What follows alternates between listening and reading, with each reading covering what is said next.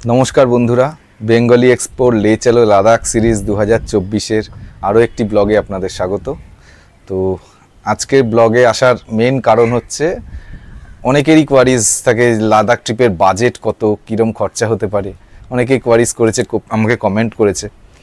তো আমি বলেছিলাম যে লাস্টে একটা ব্লগ ছাড়বো যেখানে আমি টোটাল বাজেট আর তার সাথে সাথে লাদাখ ট্রিপে আমাদের অভিজ্ঞতা কি হয়েছে, গাড়ি নিয়ে গিয়ে কি অভিজ্ঞতা সেটা আজকে ব্লগে শেয়ার করব।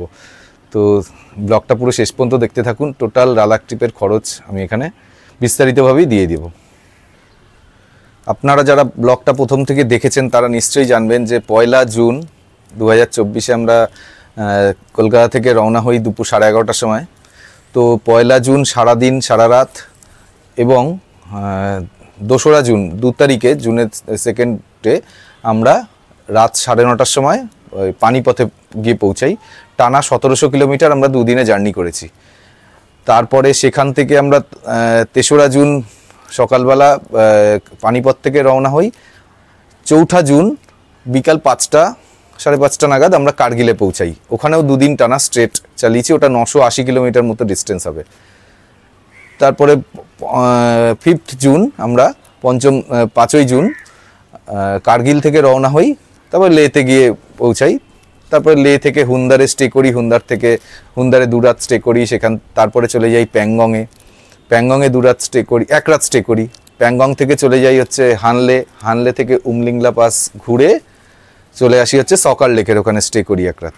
এবার সকার লেক থেকে তারপরে আমরা মানালি আসি, মানালিতে 2 রাত স্টে করে মানালি থেকে আবার ব্যাক করি পানিপথ থেকে কলকাতা ডাইরেক্ট আবার আসি। এই টোটাল জার্নিটায় আমাদের গাড়ি চলেছে 6600 কিলোমিটার। একদম বাড়ি থেকে বেরানো বাড়িতে ঢোকা 6600 কিলোমিটার গাড়ি চলেছে। রাউন্ড ট্রিপ কলকাতা থেকে সোজা কাশ্মীর হয়ে ঢুকেছি, লে লাদাখ হয়ে মানালি হয়ে ব্যাক করেছি। এই টোটাল ট্রিপে 6600 কিলোমিটার গাড়ি চলেছে। এই 6600 কিলোমিটার ট্রিপে আমরা টোটাল 7টা স্টেট 3টে ইউনিয়ন টেরিটরি কভার করি। ফার্স্ট ওয়েস্ট বেঙ্গল থেকে বেরোনোর পরে ঝাড়খণ্ড, তারপরে বিহার পরে উত্তরপ্রদেশ, তারপরে হরিয়ানা। যেহেতু আমরা দিল্লি ঢুকিনি, ইস্টার্ন পেরিফেরাল এক্সপ্রেসওয়ে দিয়ে দিল্লিকে বাইপাস করে গেছি, সেজন্য দিল্লিতে ঢুকতে হয়নি আমাদের। তারপরে হরিয়ানার পরে পাঞ্জাবের পরে কিছুটা আমরা হিমাচল প্রদেশে ঢুকেছিলাম। আবার বেরোনোর সময় যখন মানালি হয়ে এসেছি তখন আবার হিমাচল প্রদেশে ঢুকেছিলাম। আর এই হলো স্টেট। আর হচ্ছে ইউনিয়ন টেরিটরির মধ্যে পাঞ্জাবের পরে জম্মু কাশ্মীর, তারপরে লাদাখ আর হচ্ছে চণ্ডীগড়। এই 3টে ইউনিয়ন টেরিটরির ওপর দিয়ে আসি। টোটাল 7টা স্টেট 3টে ইউনিয়ন টেরিটরি এই টোটাল ট্রিপে আমাদের কভার হয়েছে। আর রাস্তার কন্ডিশন যদি বলি তো ওয়েস্ট বেঙ্গলে যখন আমরা কলকাতা থেকে রওনা হই পানাগড় পর্যন্ত রাস্তার কন্ডিশন খুব একটা ভালো না। কাজ হচ্ছে, খুব তাড়াতাড়ি ঠিক হয়ে যাবে। পানাগড়ের পর থেকে রাস্তা খুবই ভালো। ঝাড়খণ্ডের রাস্তা মোটামুটি 15-20 কিলোমিটার মতো ব্রিজ তৈরি হচ্ছে বলে ডাইভারশন প্রচুর রয়েছে। 15-20 কিলোমিটারের মধ্যে 2 কিলোমিটার পরপরই একটা করে ডাইভারশন। তারপরে যথেষ্ট ভালো রাস্তা মানে ঝাড়খণ্ডেরই। তারপরে বিহারে কিছুটা রাস্তা খারাপ আছে, ম্যাক্সিমামটাই ভালো। আর যেহেতু বিহার থেকে আমরা পূর্বাঞ্চল এক্সপ্রেসওয়ে কানেক্ট করেছিলাম, ওই স্টেট হাইওয়ের ওপর দিয়ে মোটামুটি 90 কিলোমিটার যেতে হয়েছে আমাদের মোহানিয়া হয়ে। তো ওই জায়গাটার রাস্তাটা ম্যাক্সিমামটা ভালো, তবে আরও ভালো হওয়ার মতোই আছে। যেখানে কাজ হচ্ছে, অনেকটা জায়গায় কাজ হচ্ছে, এখনও টাইম লাগবে ওখানটা। এই কানেক্টিভিটিটা একটু সমস্যা রয়েছে, ওখানেই 2.5 ঘন্টা 3 ঘন্টা লেগে যায় 90 কিলোমিটার কভার করতে। তারপরে তো রাস্তা যথেষ্ট ভালো, এক্সপ্রেসওয়েগুলো পড়ে যাচ্ছে। প্রথমে পূর্বাঞ্চল এক্সপ্রেসওয়ে, তারপরে সেটা থেকে লখনৌ থেকে লখনৌ আগ্রা এক্সপ্রেসওয়ে, তারপরে লখনৌ আগ্রা এক্সপ্রেসওয়ের পরে যমুনা এক্সপ্রেসওয়ে, তারপর যমুনার এক্সপ্রেসওয়ের পরেই eastern peripheral expressway. Eastern peripheral expressway থেকে নামার পরেই পাওয়া যাচ্ছে NH44, যেটা কাশ্মীর কন্যাকুমারী এক্সপ্রেস। ওটা হাইওয়ে, ওটা এক্সিলেন্ট হাইওয়ে, মানে ওর কন্ডিশনটা খুবই ভালো। 6 লেন হাইওয়ে, মোটামুটি 80-90 ইজিলি চালানো যায় রাস্তাটায়। গাড়ি অনেক থাকে যদিও, কিন্তু রাস্তা খুব সুন্দর খুব। আর তাছাড়া হচ্ছে পাঞ্জাবেও তো একই হাইওয়ে দিয়ে যাচ্ছি, কাশ্মীরেও এই হাইওয়ে পেয়েছি। কিন্তু কাশ্মীরে ঢোকার কিছুটা পরে আমরা জম্মুর দিকে যাইনি, আমরা রাইট টার্ন নিয়ে নিয়েছিলাম। কাশ্মীরে ঢোকার পর কিছুটা যাওয়ার পরে ধালি দয়াল চক, DHALI দয়াল চক বলে একটা জায়গা মোড় পড়ে, ওখান থেকে স্ট্রেট চলে গেছে NH44 জম্মুর দিকে। আমরা ওখান থেকে রাইট টার্ন নিয়েছিলাম। রাইট টার্ন নিয়ে ওটা হচ্ছে রামকোট হয়ে উদমপুরের কাছে গিয়ে আবার NH44 কানেক্ট করে। ওই রাস্তাটা দেখলাম, রাস্তা খুব ভালো রাস্তা। আর হচ্ছে গাড়ির ক্রাউড খুবই কম, নেই বললেই চলে, খুব কম গাড়ি। ছোটো ছোটো মাঝে মধ্যে 2-1টা গ্রাম পড়ছে, ওখানে পেট্রোল পাম্পও আছে 2-3টে। রাস্তার কন্ডিশন সিঙ্গেল ওয়ে, কিন্তু রাস্তা খুব ভালো। আমরা ওই রোড দিয়ে অনেক শর্টে একদম উধমপুরে গিয়ে আবার NH-44 কানেক্ট করেছিলাম। আরেকটা অ্যাডভান্টেজ আমরা পেয়েছিলাম, যেটা হচ্ছে আমরা নাইট ড্রাইভ করেছিলাম কাশ্মীরে। অ্যাকচুয়ালি আমরা সন্ধ্যে 7টা 10 নাগাদ আমরা কাশ্মীরের এন্ট্রি করেছিলাম, একদম পাঞ্জাব বর্ডার থেকে কাশ্মীর বর্ডারে ঢুকেছিলাম। 7টা 7:30 তখন 7:15 মতো বাজে। এবার তখন সেখান থেকে আমরা নাইট ড্রাইভ করে ভোর 3:45-4টের সময় আমরা ডাল লেকের কাছে পৌঁছাই। এই পুরো নাইট ড্রাইভ করার জন্য আমরা একটা ভালো অ্যাডভান্টেজ পেয়েছি, যে রাস্তায় কোনো গাড়ি ছিল না, খালি কয়েকটা ট্রাক যাচ্ছিল, পুরো রাস্তা ফাঁকা। দিনের বেলা যে ক্রাউডটা হয়, মানে বানিহাল টানেল, শ্যামাপ্রসাদ মুখার্জি টানেল বা আমাদের কাশ্মীর যেতে রাস্তায় হাইওয়ের উপরে যে জ্যামগুলো হয়, ট্যুরিস্টের গাড়ি, আদার্স ট্রান্সপোর্ট গাড়িগুলো যে জ্যাম হয়, কিচ্ছুই পাইনি, পুরো ফাঁকা পেয়েছি। যার জন্য আমরা খুব তাড়াতাড়ি ডাল লেক পৌঁছে যেতে পেরেছি হোল নাইট ড্রাইভ করে। পুরো ফাঁকা ছিল রাস্তা, খালি কয়েকটা ট্যুরিস্ট গাড়ি যাচ্ছিল, যারাও এরকম আমাদের মতো লং ড্রাইভ করছে। আমাদের কলকাতা থেকেও একটা ট্রাভেলার গাড়ি গেছিলো, তারাও ওই নাইট ড্রাইভ করে গেছে।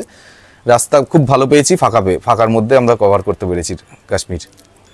যদিও নাইট ড্রাইভ করাটা আমি রেকমেন্ড করব না কাউকে, তবে যারা এক্সপিরিয়েন্সড, যারা চাইছেন করতে পারেন, কোনো সমস্যা নেই। এই জাস্ট কাশ্মীরের আপনারা ভিউটা অতটা এনজয় করতে পারবেন না, যেহেতু আমরা লাদাখ ট্রিপ করতে গেছি। এটা আমি ওই জন্য অন্যান্য কোনো স্টেটে কোথাও টাইম দিইনি, শুধু লাদাখের জন্যই কনসেন্ট্রেট করেছি টোটাল ট্রিপটা। যে কাশ্মীর যদি ঘুরিয়ে আলাদা করে ট্রিপ করব গাড়ি নিয়ে, তখন কাশ্মীরের দিনের বেলায় সব ড্রাইভগুলো করব। কিন্তু আমি যেহেতু কাশ্মীরে স্টে করব না, ওই জন্য আমি তাড়াতাড়ি শর্টে কভার করার জন্য কাশ্মীরটা নাইট ড্রাইভ করে লাদাখে যাতে পৌঁছাতে পারি সেই ব্যবস্থা করেছিলাম। তবে ডাল লেকের পাশে ভোরবেলা বেশ দারুণ লাগলো। ওখান থেকে সোনমার্গ হয়ে কার্গিল, জজিলা পাস হয়ে কার্গিল হয়ে আমরা ঢুকেছি। ওভারঅল রাস্তা খারাপ না, ভালোই রাস্তা। ওভারঅল ড্রাইভিং এক্সপিরিয়েন্স আমার খুব ভালো গেছে।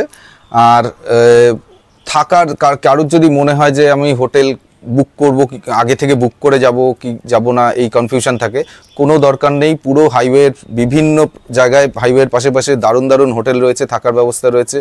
সেটা যে কোনো স্টেটে হতে পারে, কাশ্মীরেও আপনি পেয়ে যাবেন, সব জায়গাতেই। পাঞ্জাবে আপনার যদি মনে হয় যে আমি আজকে স্টে করে যাব, তো সেখানেই হোটেল পেয়ে যাবেন। অনলাইনে চেক করলে বিভিন্ন অ্যাপের মারফত পেয়ে যাবেন, অথবা গুগলেও সার্চ করবেন, গুগল ম্যাপেও সার্চ করে দেখতে পারেন হোটেল নিয়ার মি করে, প্রচুর হোটেল পেয়ে যাবেন, থাকার কোনো অসুবিধা হবে না।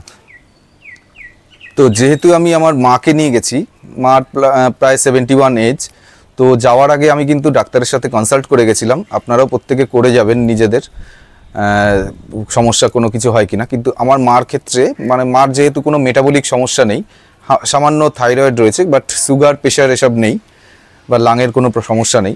তো ডাক্তার আমাকে বলেছিল এই ব্যাপারটা মিডিল এজে বেশি হয়, হাই অল্টিটিউড সিকনেসটা বেশি বয়সে খুব একটা হয় না, আর কম বয়সে একদম বাচ্চাদের ক্ষেত্রেও খুব একটা বেশি হয় না। তো সেক্ষেত্রে ডক্টর আমাদের ওই ডায়ামক্স ট্যাবলেট খাওয়ার রেকমেন্ড করেছিলেন। তো যেটা আগে থেকে আমরা খেয়েছি, মানে এখান থেকে যেদিন কলকাতা থেকে স্টার্ট করেছিলাম সেদিন থেকেই আমরা খাওয়া শুরু করেছিলাম। দিনে 2বার করে, এবেলা ওবেলা করে একটা করে ট্যাবলেট দিনে 2বার করে খেতে হয়েছিল। তাতে আমাদের অনেকটাই, সেরকম খুব একটা কিছু বুঝিনি। আর আরেকটা জিনিস হচ্ছে, প্রচুর পরিমাণে ওখানে ঢোকার সময় প্রচুর পরিমাণে জল খেতে হবে, সিপ মেরে, মানে বেশি পেট ভরে জল খেলাম এরকম না, বারবার খেতে হবে সিপ মেরে। তার সাথে ওআরএস মিশিয়েও খেতে পারেন, বা নর্মাল জলও খেতে পারেন, জলটা খুব দরকার। আর এই ডায়ামক্স ট্যাবলেট আপনারাও, আরেকটা আছে হোমিওপ্যাথি কোকা 30, সেটাও অনেকে খেতে পারে। তবে আমার মতে এগুলো ডাক্তারের সাথে কনসাল্ট করে করাই ভালো হবে। তো আর যারা বয়স্ক কাউকে নিয়ে যাচ্ছেন, বা নিজেদের কারোর যদি মেটাবলিক কোনো সমস্যা থাকে, তাহলে আমি রেকমেন্ড করব জম্মু কাশ্মীর হয়ে ঢোকাই বেস্ট হয়। কারণ ওখানে ধীরে ধীরে অল্টিটিউডটা গেইন করা যায়। সোনমার্গ হয়ে ধীরে ধীরে মোটামুটি ওখানের পাসগুলোর ম্যাক্সিমাম হাইট ওই 13,000-13,500 ফিট উচ্চতা। ওখান থেকে লে পৌঁছাবেন আপনি প্রায় 10,000-10,500 ফিট উচ্চতায় লে। মানে আপনি তত দিনে যে যাচ্ছেন, আপনার অল্টিটিউডটা আস্তে আস্তে গেইন হয়ে যাবে। এবার লে থেকে আপনি তো তারপরে আরও হাই অল্টিটিউডে যাবেন। কিন্তু যদি আপনি মানালি হয়ে ঢোকেন, তা মানালি হয়ে গেলে কি হয়, মানালিতে অনেকে ওই জন্য কেলং বা সারচুটা বেশি উঁচু হয়ে যায়। মানালির পরে কেলংয়ে একটু স্টে করে, তারপরে সারচুতে স্টে করে, এরকম করে লেতে যায়। কারণ মানালি রুটের সবচেয়ে হাই অল্টিটিউড পাসগুলো পড়ে ওখানে। ওখান থেকে যারা ডাইরেক্ট যাওয়ার চেষ্টা করে তাদের কিন্তু সমস্যা হতে পারে। আর যারা ফ্লাইটে যাচ্ছেন তারা তো লেতে নিয়মই আছে, আপনাকে হোটেলে 48 ঘন্টা থাকতে হবে অল্টিটিউড গেইন করার জন্য, অ্যাক্লিমেটাইজ হওয়ার জন্য। তো এই ব্যাপারগুলো আপনাকে মেনটেন করতে হবে। আমার মতে জম্মু কাশ্মীর হয়ে ঢোকাটাই বেস্ট।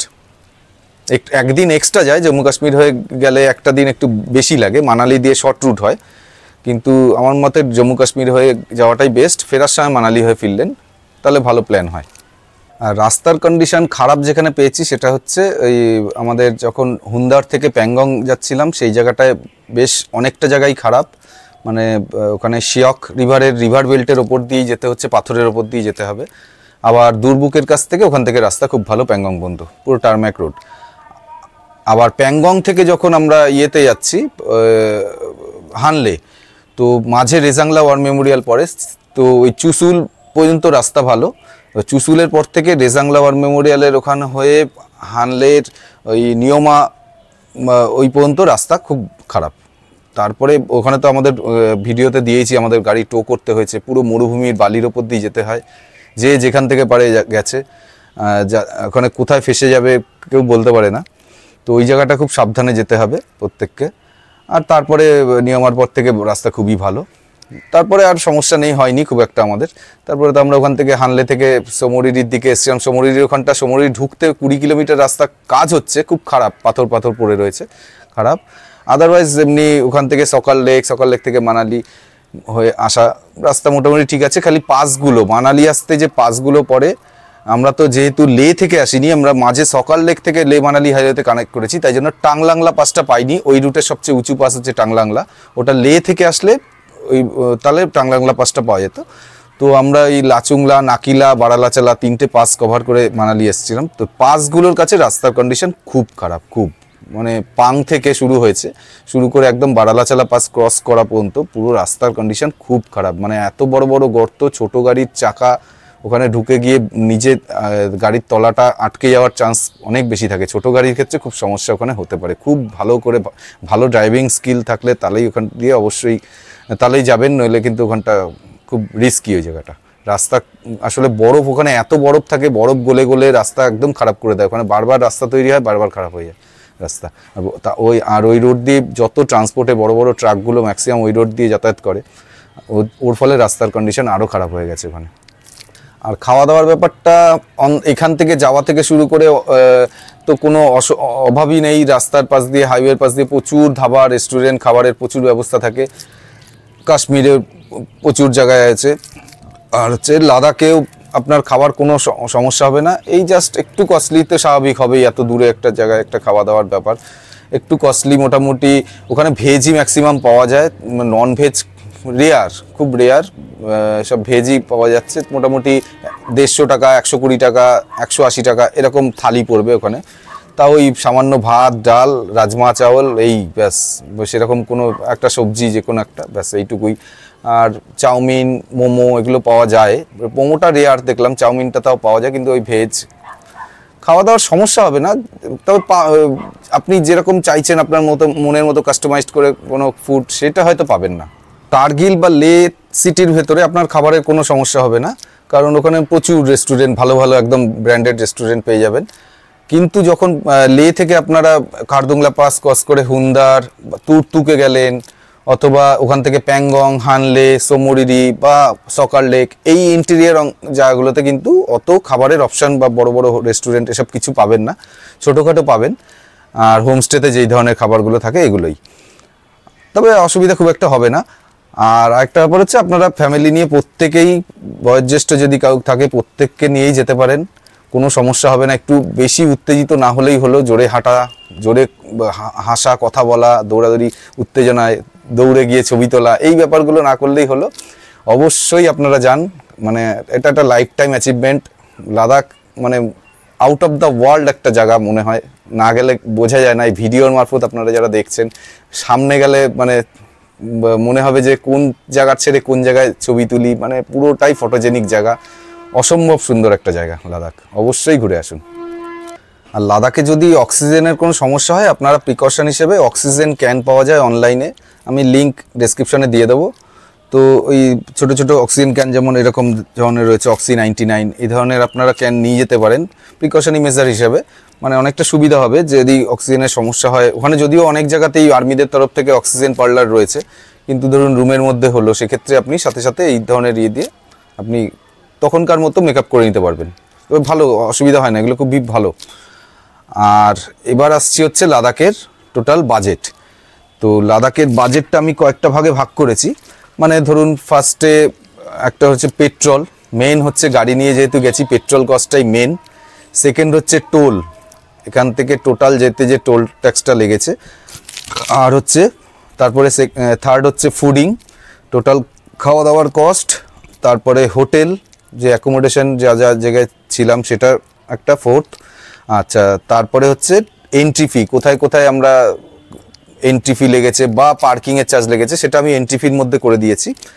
ক্যামেল রাইড যে করেছি হুন্দারে, সেটার চার্জও আমি বলে দিচ্ছি। সব দিয়ে কত খরচা হয়েছে আমি পার্ট বাই পার্ট আপনাদের এবার জানিয়ে দিচ্ছি। তো প্রথমেই বলি হচ্ছে পেট্রোল কস্ট।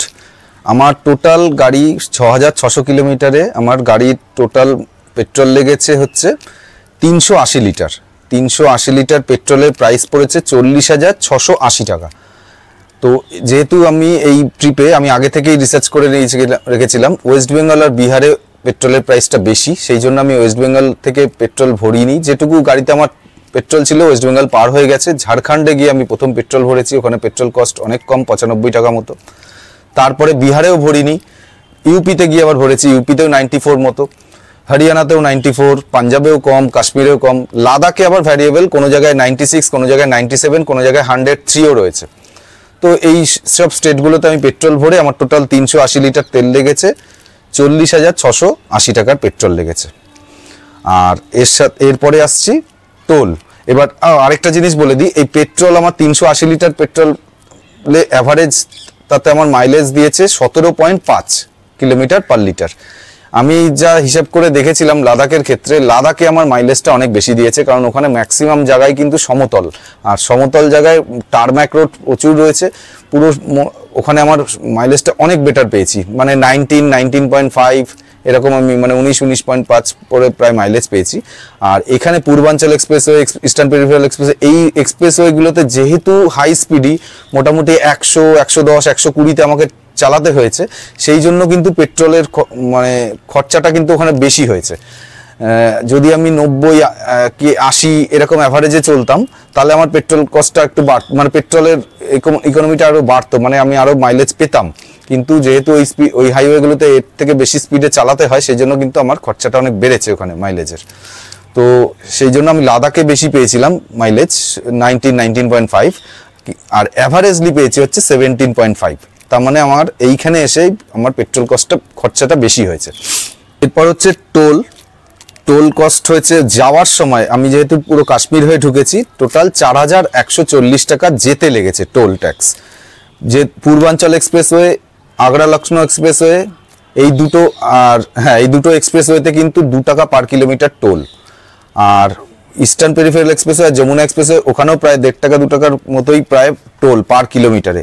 এই এক্সপ্রেসওয়ে 4টাতেই আমার টোল ট্যাক্স বেশি গেছে, আদার্সগুলোতে হাইওয়েগুলোতে ওই 1 টাকার মতো পার কিলোমিটার টোল পড়ে।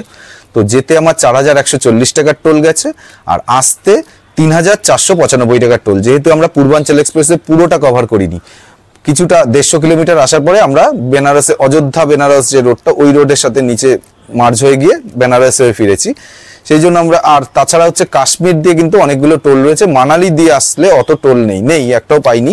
মানালির পুরো রোডটাতে আমরা কোনো টোল পাইনি, সেই জন্য আমাদের আসতে 3495 টাকার টোল লেগেছে। টোটাল আমাদের যেতে আর আসতে টোল লেগেছে 7635 টাকা। স্ক্রিনে আমি টোলের ডিটেলসটা দিয়ে দিলাম।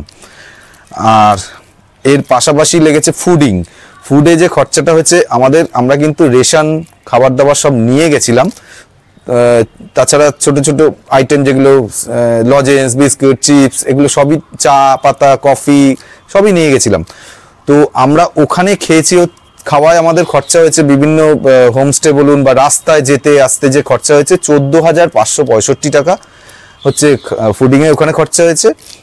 তার সাথে 1060 টাকা আমাদের রেশন বাবদ যা নিয়ে গেছিলাম, বিভিন্ন চিপস বলুন, চকলেটস বলুন, যে কোনো জিনিসের আমরা যেটা নিয়ে গেছিলাম সেটা 1060 টাকা।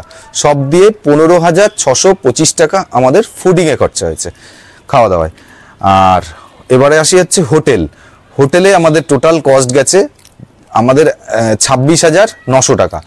এই রুম কস্টটা আমরা 4 জনে যেহেতু একটা রুম নিয়েছিলাম, এটা যদি আমরা দুজনের রুম মানে দুজনের থাকার রুম নিতাম একটা রুম, তাহলে যে কস্টটা পড়তো 4 জনে একটা রুমে থাকাতে আমাদের একটু বড় রুম নিতে হয়েছে। বড় রুম নেওয়ার জন্য রুমের চার্জটা একটু বেশি, যেটা হয়তো দুজনের রুমটা 1,500 লাগতো সেটা আমাদের 2,000 লেগেছে, যেটা 1,000 লাগতো সেটা হয়তো 1,500 লেগেছে, এইরকম।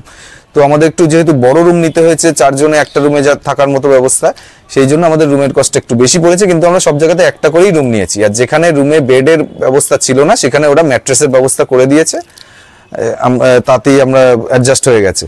তাতে আমাদের হোটেলের কস্ট পড়েছে 26,900 টাকা। আর এরপরে হচ্ছে এন্ট্রি ফি।